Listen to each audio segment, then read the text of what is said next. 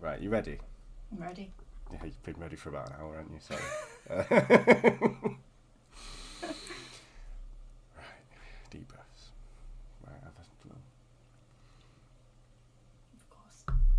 You know what it is? I've not listened to Meatloaf. That's what's thrown me all out of whack. That's why.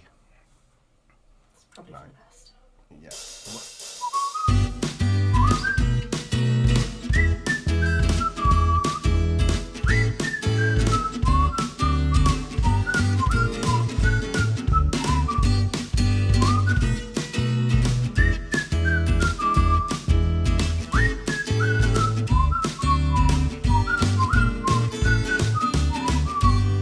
Hello and welcome all into the MO podcast. As always, you're here with me, Consummation Sant.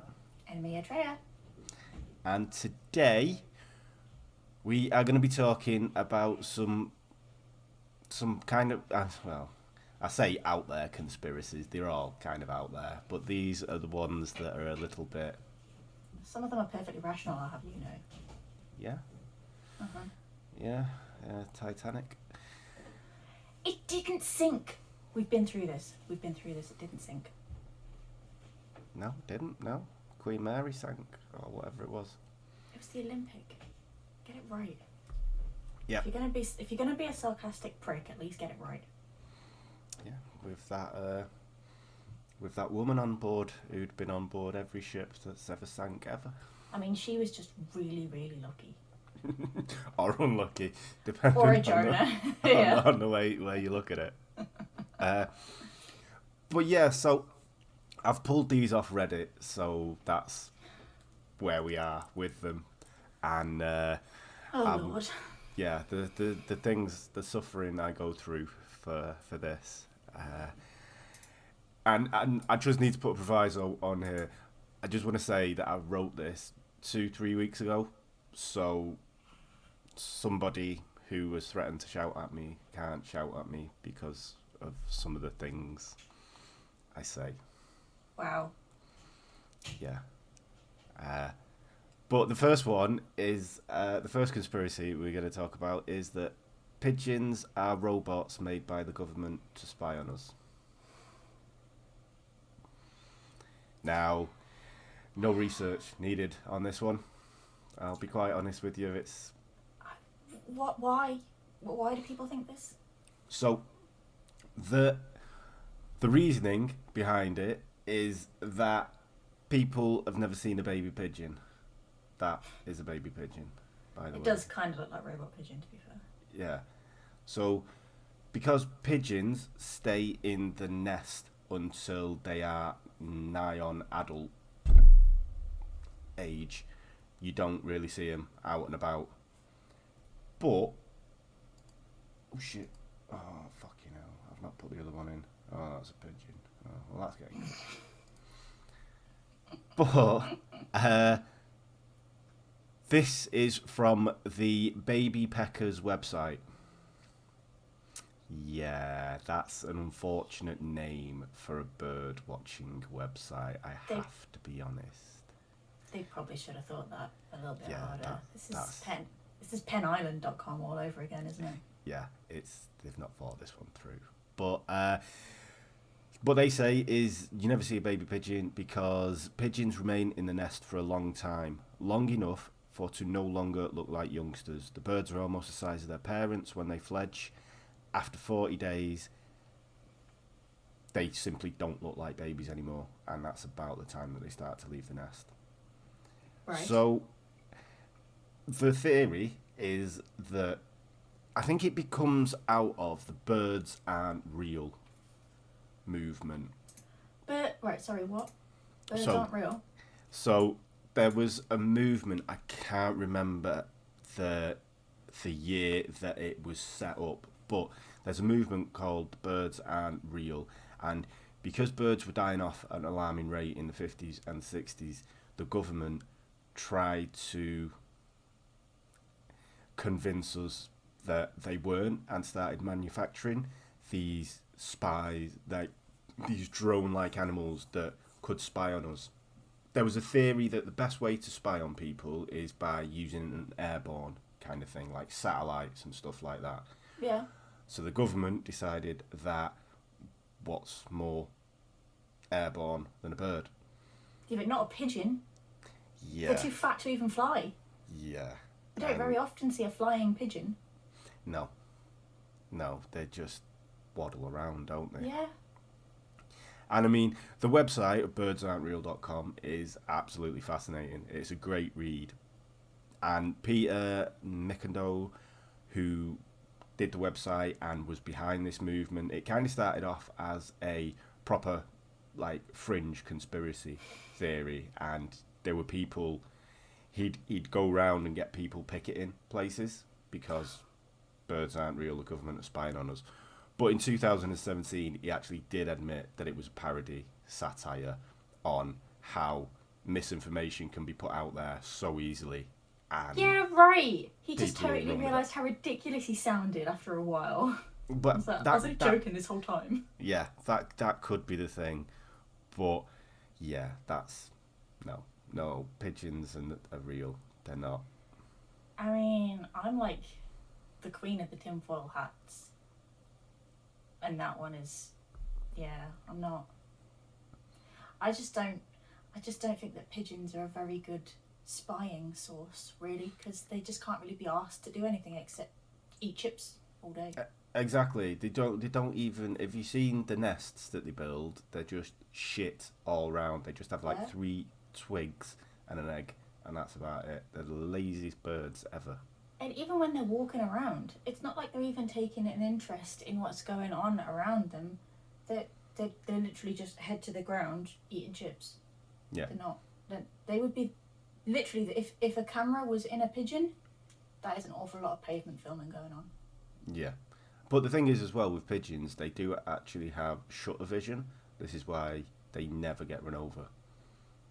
So like, you know, a shutter on a camera. Mm-hmm.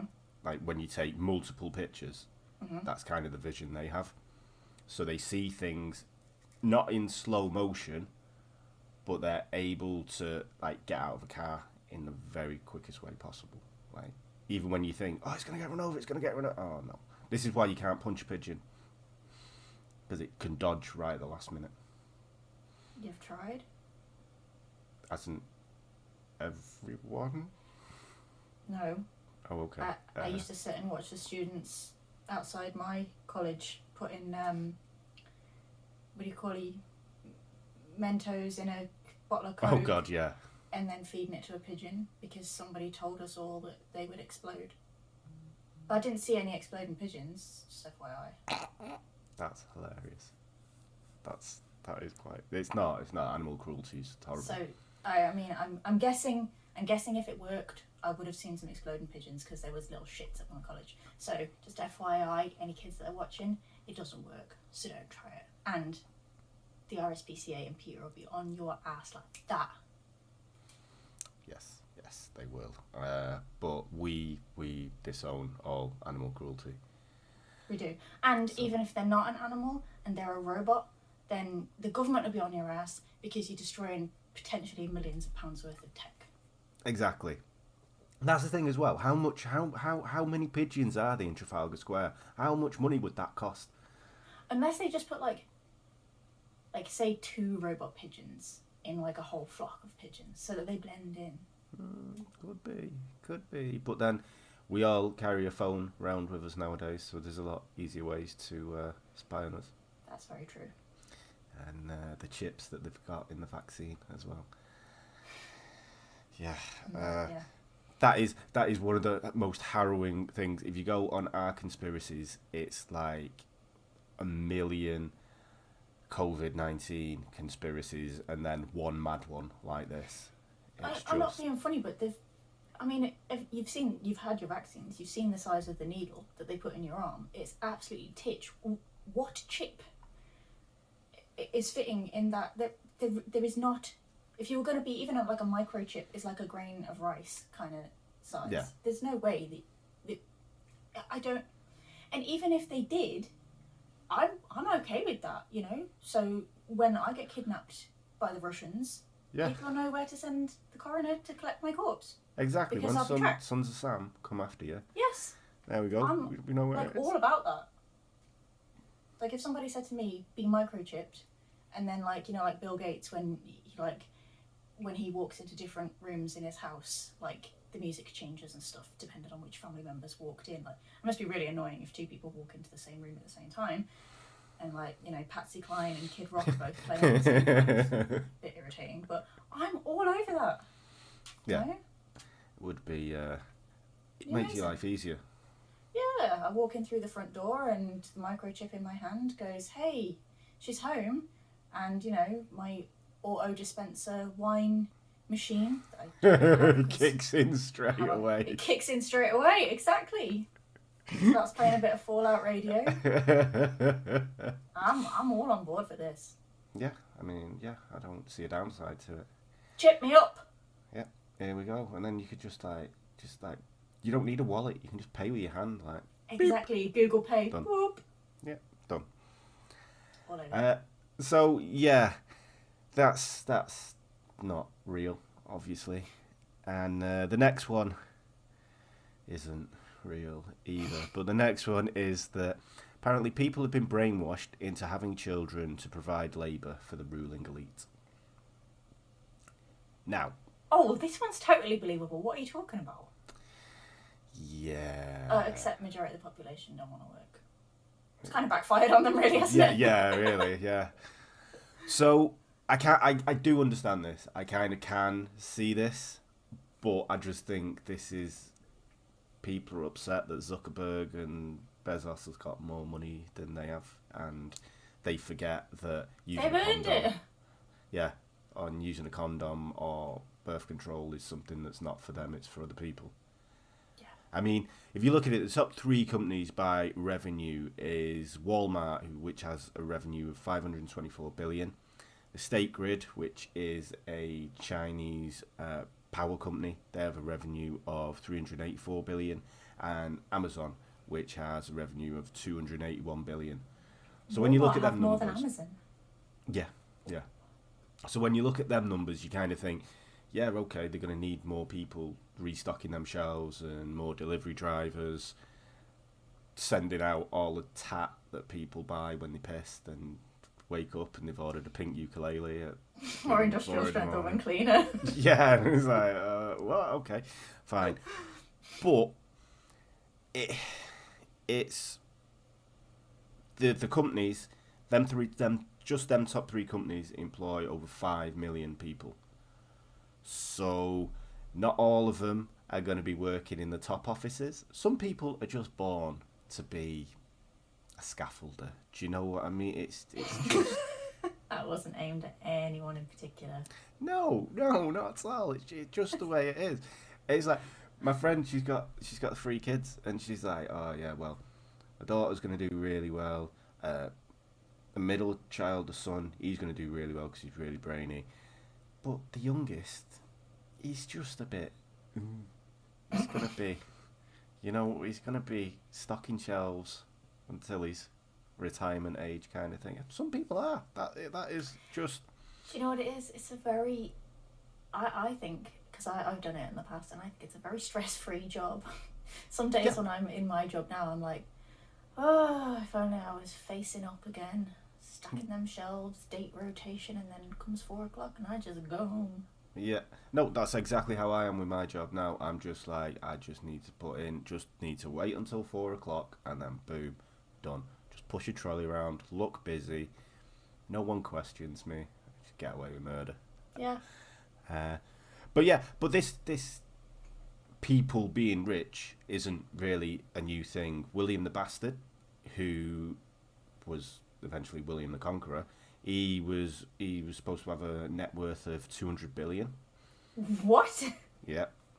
So he oh, that's the pigeon. Fucking hell. He's in disguise. Yeah.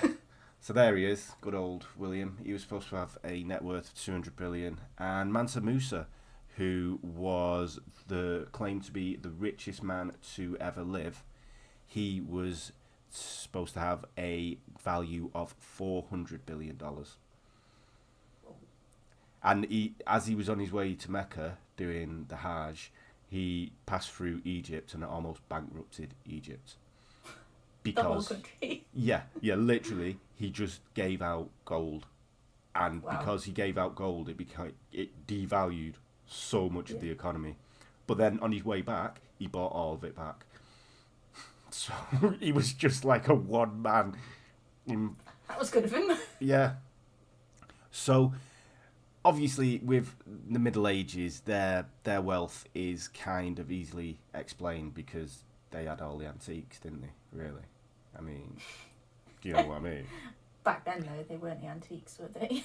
Well, yeah, but that's probably how this is worked out. Like, oh, he had like all them Stonehenge and everything. That's worth a bit.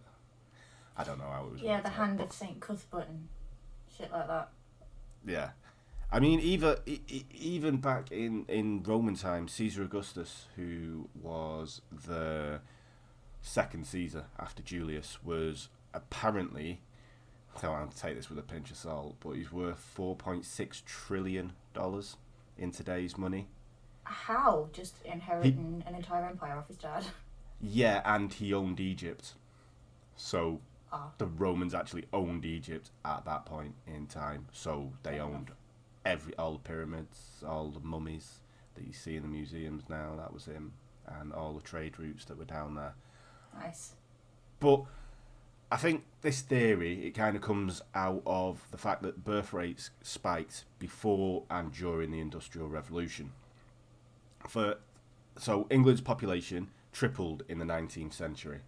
So women were smashing them out at an average of 5 kids per household. That's really low because, like, when you see pictures from like the 1900s and stuff, there's always like the man in his nice suit and then his wife in a pinny and her apron, like out here like a house end because she's had that many kids, and then there's like 9, 10, 11 kids all lined up by height next to them. Like, I think Yeah. average of 5. I wasn't expecting it to be as low as that. No, obviously. I mean, that is quite low. But again, you can kind of easily explain this because there's no telly. So, I mean, they've got to do something to keep entertained, haven't they? So, Dance and drink and screw because there's nothing else to do. Ooh, ooh. exactly. The common people, aren't they?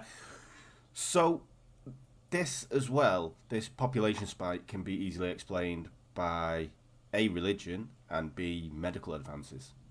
So, for 200 years between the 1500s and 1700s, Europe's population held at about 100 million. It was consistently at about 100 million there or thereabouts. But by 1850, it was over 300 million. So it's tripled in 150 years. But this is quite astounding. But what you've got to remember is people went, oh yeah, if we wash our hands and not just eat food straight off the floor, we may live that little bit longer. Keeping your bits clean as well. But we found out My about... other half would realise that. So we found out about germs in 1846. The first operations were done with anaesthetic, which all helped to fuel this population spike. I mean, the smallpox vaccine was invented in 1796. Louis Pasteur discovered bacteria, and Burke and Hare played a part in this because they were delivering bodies up to the doctors so they could have a rummage round inside us and see what happened to us. A lot safer than accidentally hacking off the testicles of the man you're trying to amputate his leg. Exactly. Much easier if he's dead already. Yeah. So the third pandemic of the bubonic plague in 1855, this killed 15 million people worldwide. Now that does sound like a crazy amount, but the first one in 1347 wiped out 1/3 of the total population of the world. So when you consider it, and of that 15 million people in 1855, 10 million were in India and the surrounding areas.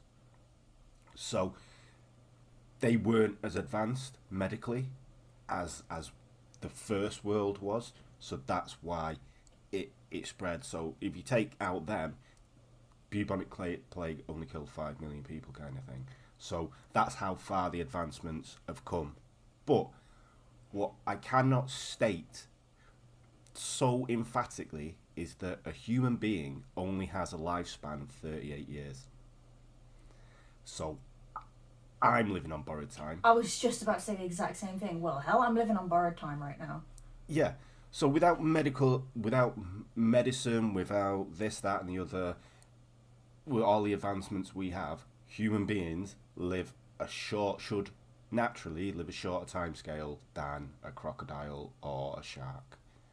Yeah, but you can understand that because, like, crocodiles and sharks have dinosaur, like, ancestry. You know, so they're hardcore, right? But gorillas and pigs live longer than us. It's a bit disappointing. I mean, it's not disappointing if you're a pig or a gorilla, I guess. But it's a little bit like, after everything we've done, I mean, we built the Empire State Building, but pigs are taking the win home, aren't they? Yeah. I mean, I knew it wasn't that long, but 38 years is like... So this is why it was only 100 million between that time, because people were living up to 38 and going, that's me, I'll see you later. Now we've got 80-year-olds who are still running around and doing things. Yeah. Like, so got the people that are like 36 and their mothers are going, when am I going to get some grandkids? And it's like, never, because I'm only 36. It's a little bit young. And she's like, a little bit young, your ovaries are drying up. Like, I can assure you they're not. And then Janet Jackson's like, what, 55? And she's just had her first kid. So I rest my case, Mum. Back the fuck off. Yeah. So that's it. I mean, it obviously religion played a massive part in this during the 1700s at least. It was kind of the Reformation and Martin Luther splitting from the church, and the church doesn't promote safe sex, just like fire them out. And yeah, if you're married. Yeah. And the Pope, not too long back, went completely down in my estimation and actually told this company line by saying people not having children are just being selfish. So it's kind of ingrained in religion. But now, as of 2016, 25% of Americans say they are unaffiliated with religion. But in the 70s, that was at about 6%. So we're getting away from that kind of rhetoric. But do you think people in the States are a lot more religious than over here, though?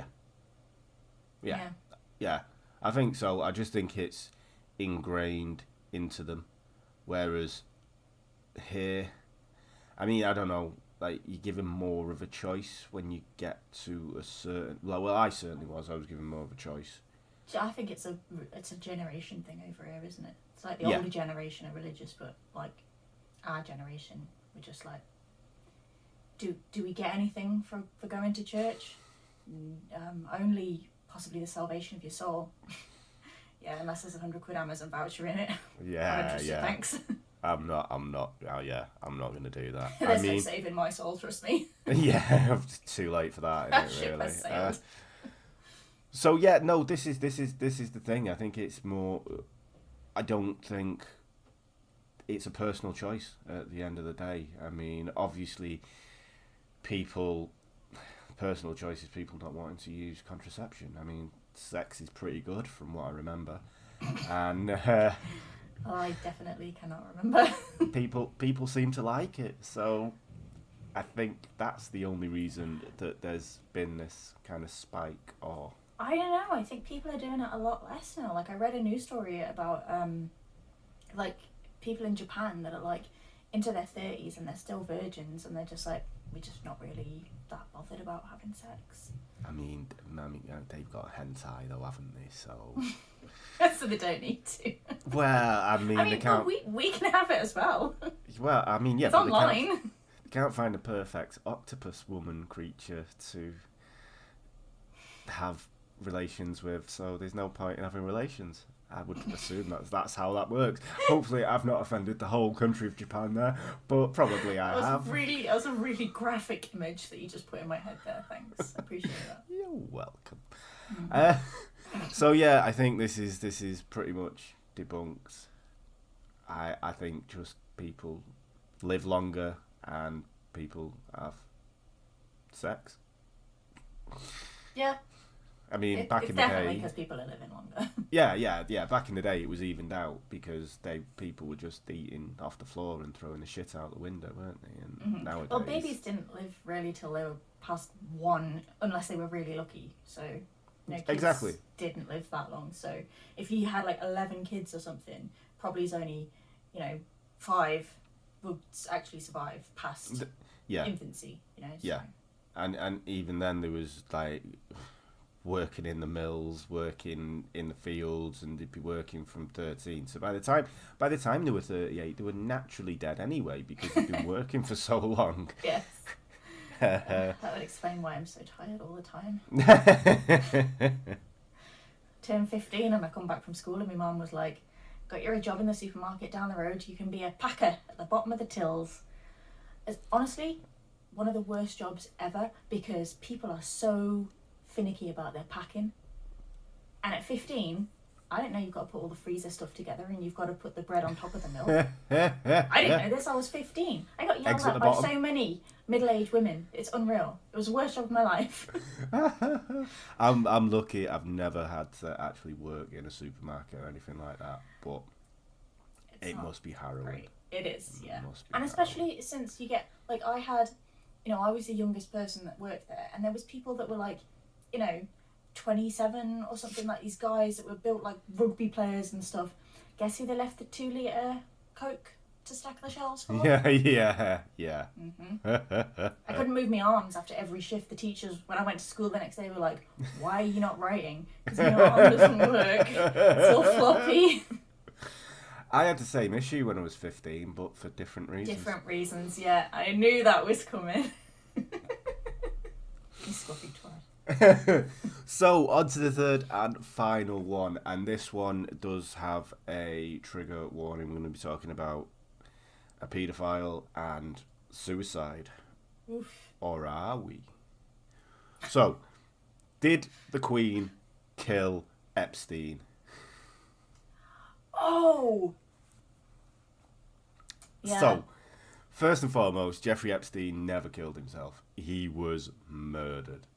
The evidence that mounts up to that is just truly unbelievable. And for those of you that don't know who Jeffrey Epstein was, he was a convicted paedophile who was extremely wealthy, and he hung around with presidents and princes. And he was a dick. Yeah, apparently offered his services in child trafficking to anyone who wanted it, really. I mean, you've seen the pictures. He's stood next to Donald Trump. He's partying with Prince Andrew, and Bill Clinton was on his private plane, 11 times, which was actually called the Lolita, I think. Oh, God. So, clues in the title. Yeah. So, in July of 2019, Jeffrey Epstein was found unconscious in his cell with injuries to his neck. Now, Epstein claimed that his cellmate, who was awaiting trial for 4 counts of murder, attacked him, but the guards went, "No, you try to kill yourself." So, yeah. Right, okay. So, I don't know how that happened. The guards were like, "No, don't care what you're saying." Maybe the guards were like, yeah, we're just going to pretend that his cellmate isn't trying to kill him because we want his cellmate to kill him. But that's the thing as well. 4 counts of murder, and he's in with a known paedophile sex trafficker. They flush that was deliberate, wasn't it? Yeah. They flush you what sits down the toilet in prison if you're one of them. Apparently. Mm-hmm. Yeah, I feel like they probably just go in this cell with this. Wait, isn't that guy like a 4-time convicted murderer? Yeah, it's fine, dude. Come over here. Here's a shiv. Wait, why is he holding a knife? We've just delivered his lunch. What are we going to eat with? So the guards thought he tried to kill himself, and they placed him on suicide watch. Now, he was on suicide watch for 6 days. Nothing happened, and as soon as he got off this suicide watch, he was moved to a special housing unit. Now, so this housing unit, there was 2 beds in it, but it was There was a shower in there that had a timer on it, so it prevented flooding. There was all stainless steel on it, so you couldn't really tear anything off.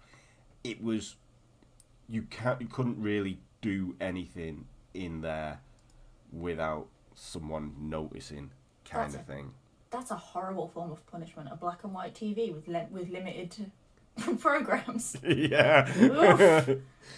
They saved the best for him, didn't they? Yeah, fucking deserved it. But on the 9th of August, so up until this point, so when he was moved into this special housing unit, it was towards the end of July. I think it was like the 29th of July.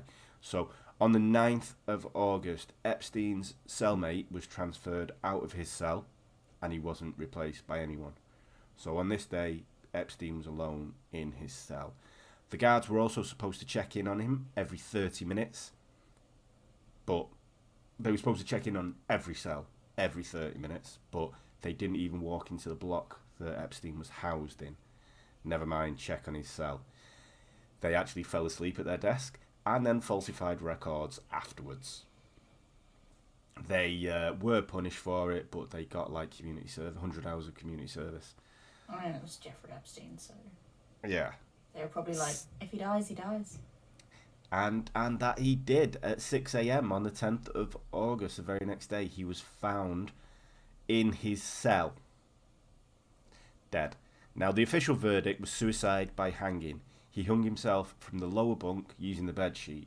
So he jumped off the top bunk with a bedsheet around his neck, and this was the cause of his violent injuries. Now, Jeffrey Epstein was 6 foot tall, and we covered this in the case of the Mad Axe Men. When the 5'9" guy got hung off a 5'8" bed. Yeah. It's kind of not really gonna happen. Unless he like sellotape, like duct taped his knees to his chest or something and hope for the best. Yeah. I mean, what the thing is as well is that he had a sleep apnea machine in his room, which had an extension cord, which would have been a lot more easier to do it if you were going to do it. And his hyoid bone, don't know if I'm saying that right, but a bone in one of his necks was broken. And this is usually indicative of strangulation rather than hanging. So this is the first bit. The second bit, he was placed in the MCC. Now, this is a downtown maximum security jail in Manhattan. Now, felons are usually kept there while they're awaiting trial because it's close to the courts.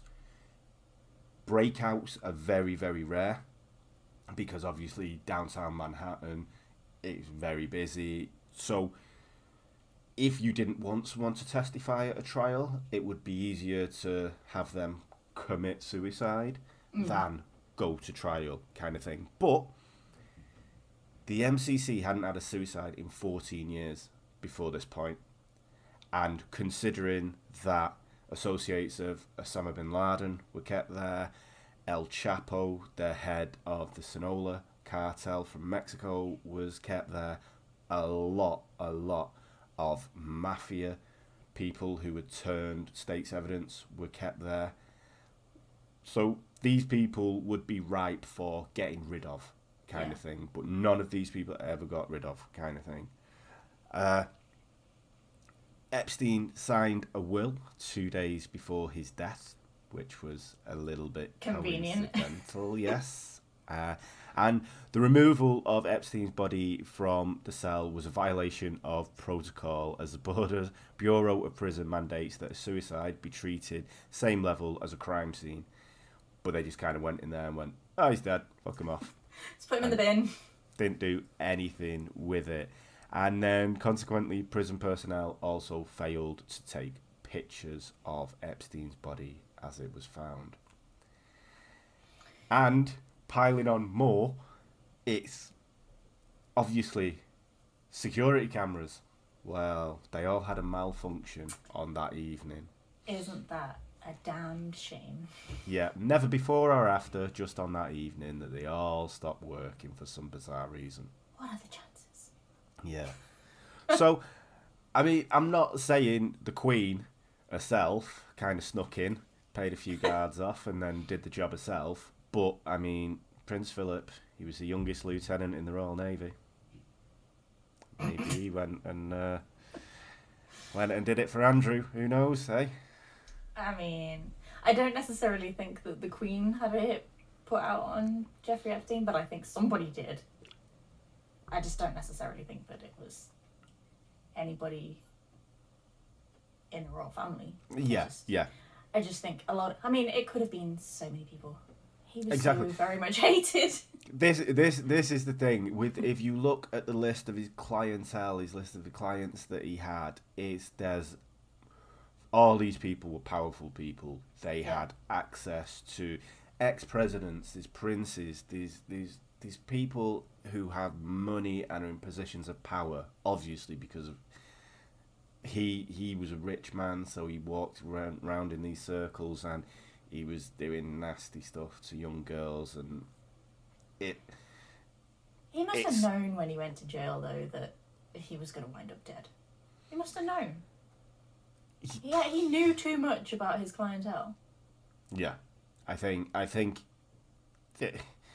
with this, he was going to die 100% when as soon as he got in prison. So it was just when and where and how. Maybe he thought he'd kind of get off with it, because, to be honest with you, in his first conviction in 2008, he only got a year suspended sentence.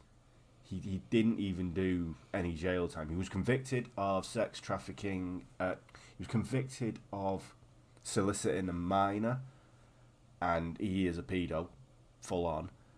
But he managed to get away with it, and he signed, I can't remember what the name was, but it was like a non-disclosure agreement with which afterwards the judge did say that it was a silly idea for him to sign that, because no one will ever know what went on there. But his punishment was very lenient. So maybe he just thought, you know what, if I can get to trial, then I'm going to get away with this again. That's some bullshit right there. Yeah. But he didn't even get to trial, which is good. So I'm glad he didn't. No, he was a horrible, horrible person, and it is distressing, the case. It's a lot of people's lives. 36 young women have come forward up until this point, and there's probably many, many, many more out there. Oh, definitely. And it's just, people just watched on as it went. I mean, he had people working in his mansions. He had gardeners and maids and stuff. They must have known what was going on, and they turned a blind eye. But you get this in so many other areas. I mean, like we had the Marilyn Monroe thing, the Natalie Wood thing, and all those people that were hanging with, the Rat Pack and stuff, and they knew what was going on. There was women being, raped and and things like that, and they just let it happen. Yeah. And I mean, it still goes on today, doesn't it? Oh, I mean, definitely. look at the other one, the fat producer. Harvey Weinstein. That's the one. Yeah, he was going on, but it was an open secret. Everyone knew it, and I mean, I think everyone knew this, and hopefully, I mean, obviously the victims will never get closure from Epstein, but hopefully they'll get it from Maxwell being sent away for a long, long time. Yeah. And hopefully one day, the truth will come out, and we'll find out what exactly Trump and Clinton and Andrew got up to. But Trump, nice. What didn't he get up to? Well, exactly, yeah. I mean, yeah, it's kind of like obvious with Trump, but then you've got like Clinton and Andrew. All right, Andrew's a bit weird, but Bill Clinton, well, mind you, he did stick that cigar. Yeah. So I don't know why I'm actually surprised at all of this, to be quite frank with you. Yeah, you just look at the people involved and you go, yeah, all nonsense. Must have done it. Yeah. So yeah, I mean they're all. Well, the first two were totally rubbish, but definitely Epstein was murdered. But maybe we will know, but I don't think we'll ever find out that Queen did it. At least I mean, but in fairness, she's got form. She Diana. has. Diana, Whoa. Jesus Christ. Allegedly. Is that another episode? Yeah. She was, Please don't hate on my queen. no. I mean, So much. She's hardcore. I mean, God love her. You seen her on that day that she was on her own at Prince Philip's funeral. It broke my heart. It was like, she is literally somebody's nan. I would be heartbroken if that was my nan. yeah. Do you know what Boris I mean? Johnson was having a wake in his honour, weren't he? I That know. day. Oh, seriously though. I don't know. I feel a bit bad for the Queen sometimes. No, she gets a bad rap, really, I suppose. But she's just, you can't help where you're born. You've just got to get on with it. She has basically kept the country at peace for her entire reign. So, we haven't had civil war. Okay, in that respect. Well, we don't have any freaking War of the Roses anymore, do we? I mean, it's not like Lord David Attenborough is gonna start kicking off. York. I'm Team York. It's not like Lord Attenborough's gonna start kicking off with Lord Botham, is it? And they're gonna start drawing swords. It's a little bit different nowadays, isn't it? That'd be amazing though. It would. All be up for that. It'd be televised and people would watch it. It would be, yeah. That'd be an awesome battle. Yeah. My money's on Attenborough. Obviously. Yeah, he knows biology, doesn't he? He knows where to go Knows straight everything. away. So on that bombshell, that vision of David Attenborough and Ian Botham facing off in a parking car park. Car park. Yeah, with broadswords. Draw your sword. On my first whistle, David, you will go. On my second whistle, Ian, you will go. Gladiators, ready? Yes, ready. It's sad that the generation that watched this are not going to have any idea what that was about either. No, but it was funny, trust me. It was good TV. You gave up a Saturday night for that shit. Oh yeah, definitely, just to watch Jet and Sharon Davies. Lightning. In a leotard, like. Mm-hmm. Yeah. And then you watched the Generation Game. I think Blind Date was on before Gladiators. Yeah, it would have been Blind Date about 5:30. Gladiators about 6:30. Then you turn over BBC One, Generation Game. Yeah. And then a little bit later on, you'd go. Noel's House Party. Yeah. Oh, they don't make them like they used to. They don't. The good old days. Bring it all back. Yeah. I don't want to watch reruns. Yeah, but I mean that was over 38 years ago, so we technically shouldn't be alive nowadays. So yeah, on that bombshell. Yes. Some of us, at least. I've only got 2 years. Yeah, counting down. I'm gonna live every day like it's my last. I'm not going to work tomorrow. Fuck it. So, excuse me. On that bombshell, this has been the MO podcast with me, Conservation San. And me, Andrea. Thank you so much for joining us, and we shall see you next time. Oh my God. Bye. Bye.